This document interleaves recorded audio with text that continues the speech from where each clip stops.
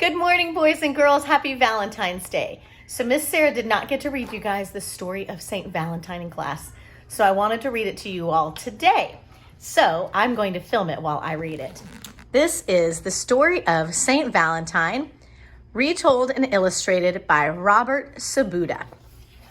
They have these beautiful pictures that look like all these mosaic tile pieces throughout. In the ancient city of Rome, there lived a humble and gentle man. His clothes were not as fine as the nobleman's, and his leather sandals were worn thin. He did not live in a grand house made of smooth marble, but in a small dwelling in a crowded part of the city. The man's friends and neighbors called him Valentine. Valentine was a physician and practiced his trade in a tiny second room of his home. In that room stood a cabinet full of bowls and jars that held herbs and powders. There were glass and ceramic pots filled with animal fat and beeswax, and jugs of wine, milk, and honey that Valentine mixed with his medicines so they would not taste bitter.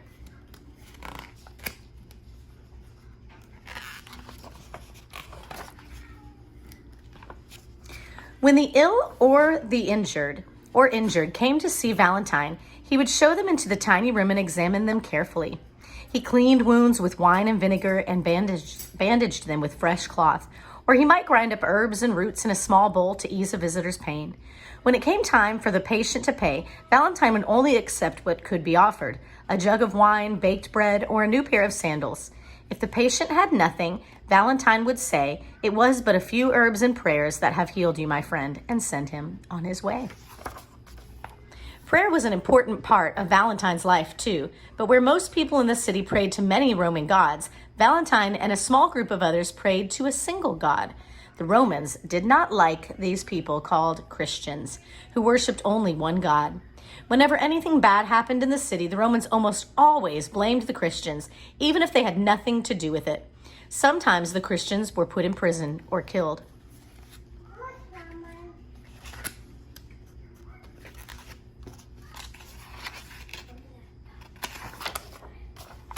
Knowing the danger of his beliefs, Valentine, who was a priest of the Christians, prayed for each of his patients, but only after nightfall.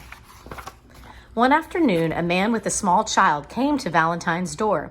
The man worked as a jailer at the emperor's prison and had heard about the priest's healing powers. Valentine took the girl's hand and led her and her father into his examining room. The child seemed well, but when Valentine held up the oil lamp for a closer look, he realized why the father had come. "She had been blind since birth, has been blind since birth," said the jailer. "Can you give her sight?" Although he knew that blindness was one of the most difficult things to cure, Valentine vowed to do his best. From the cabinet, he took down a precious copper box filled with a wet, waxy paste and dabbed a little into each corner of the child's eyes. The jailer thanked Valentine and tried to pay, but the priest refused.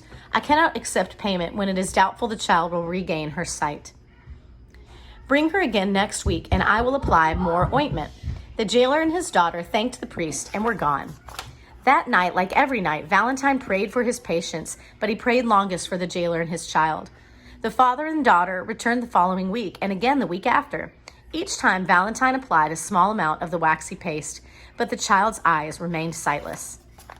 After so many visits, the three soon became good friends. Sometimes, while the jailer stood guard at the prison, the priest took the child along with him while he gathered herbs and plants for his medicines. Together they walked outside the city gates and down the old stone road until they had reached the countryside. In spring, the fields were covered with bright golden crocuses, the first flowers to bloom in Rome after winter. While Valentine gathered white mandrake root for curing headaches, the child would gather bouquets of yellow and orange crocuses to give to her father when the priest brought her home. Weeks went by until one day Valentine, who was expecting the knock of the jailer and his daughter at the door, heard instead the heavy pounding of Roman soldiers. The soldiers burst in and began to destroy everything in the physician's home. They smashed to pieces the cabinet full of medicine, the precious copper box with the eye ointment spilled to the floor. Before he knew what had happened, Valentine was led to the emperor's prison and put in a dark, cold cell. When the jailer heard of the priest's arrest, he hurried to the cell. There has been an uprising in the streets, and the Christians are being blamed, he told Valentine. Many have been imprisoned. The emperor has ordered it. There is nothing I can do. Valentine slowly nodded and asked for a pen and ink and something to write on, which the jailer hurried to get. When he came back, the priest quickly wrote on the scrap of papyrus and handed it back to the jailer. "Please give this to your child," he said, and grasped the man's hand in farewell.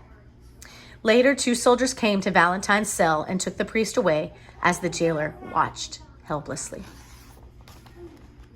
When the jailer returned home that day, he was greeted by his daughter. He slid the scrap of papyrus out of his waist belt, unrolled it, and handed it to the child. "What does it say, Father?" asked the child, as a yellow crocus fell from the small scroll into her hand. "From your Valentine," her father read. Slowly, the child held up the blossom before her face, and for the first time, watched its color dazzle like the rays of the afternoon sun.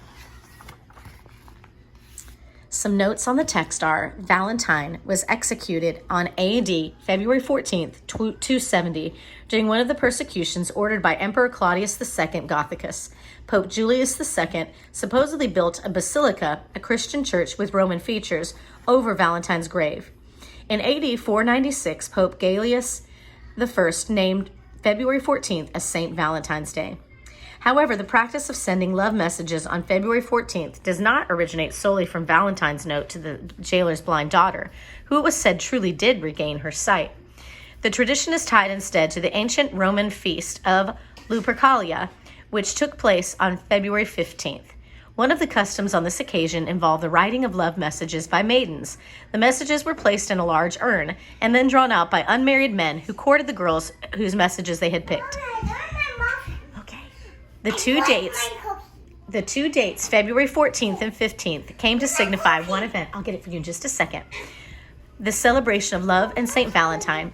In France and England during medieval times, people also believed that at the start of the second week of the second month, February 14th, the birds found partners and began to mate. The crocus is the traditional flower of St. Valentine. Boys and girls, I hope you have a happy Valentine's Day. Love all of you.